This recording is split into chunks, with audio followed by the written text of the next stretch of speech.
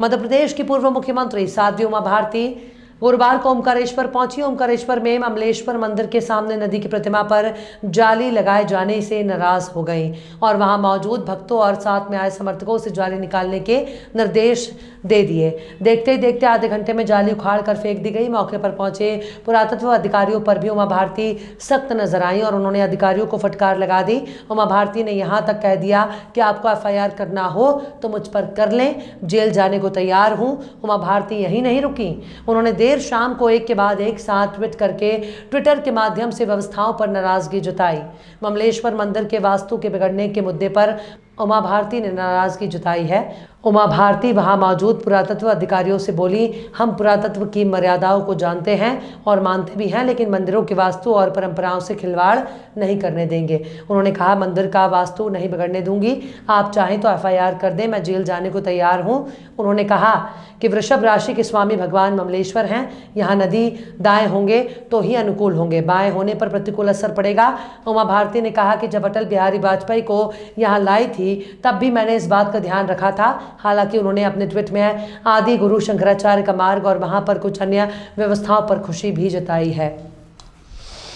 माने तो हम द्वादश ज्योतिर्लिंग की मर्यादाओं को माने कि मूल स्ट्रक्चर को क्षति न पहुंचे, यह है पुरातत्व की जिम्मेवारी।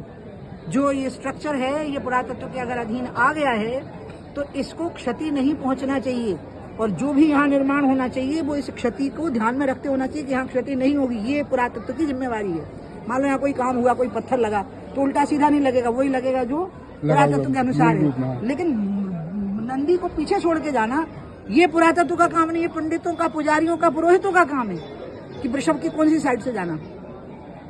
ये कैसे पुरातत्व वाले तय करेंगे? जो दिल्ली में बैठे हैं उन्हें अकल ही नहीं, उन्हें पता ही नहीं यहाँ हुआ क्या है। इतने लाखों लोग पैदल चल चल के कष्ट उठा के आते हैं और आप वृक्ष को उनको बाहें कर देते हैं। तो आपने मुंह के बजाय खाने को कान में डाल लिया ना, फिर वास्तु बिगाड़ लिया ना फिर आपने। तो या तो भगवान को मानो मत। देखो, भगवान को नहीं मानने में कोई बुराई नहीं, आप नहीं मानते हैं कोई नहीं, आप अच्छे काम करो।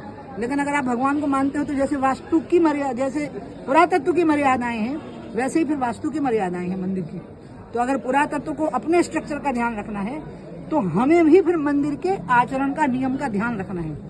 आप समझ गए मैं क्या बोल रही? तो या तो आप बिल्कुल कह दो कि भगवान नहीं है और जो नंदी भी उठा के ले जाओ, जो शिवलिंग भी उठा के ले जाओ, ताला मार दो। नहीं कह सकते। हाँ, नहीं कह सकते ना, तो फिर नियम से चलो।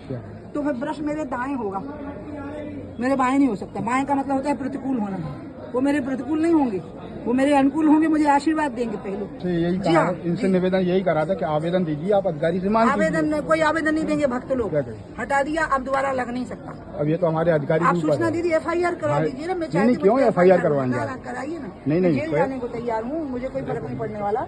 लेकिन मंदिर का वास्तु नहीं बिगड़ने दूंगी साहब। ये वृषभ राशि के स्वामी है। ये जो द्वादश ज्योतिर्लिंग है उसमें से ये जो ज्योतिर्लिंग है ये वृषभ राशि का है, इसलिए वृक्ष को दाएं करके भक्तों को जाना है यहाँ। और यही ज्योतिर्लिंग है। ऊपर तो सूर्य विश्व का स्वामी बैठा हुआ है ना, ओमकार बिंदु संयुक्तम पे बैठा हुआ है। वो तो जो ज्योतिर्लिंग है वो ये है और ये वृषभ राशि का स्वामी है। तो वृक्ष को दाएं करके ही जाना, यही वास्तु है, इसी हिसाब से बना भी है वो। अब आपको आप तो कर्मचारी हो, मैं आपको कुछ नहीं बोलूंगी।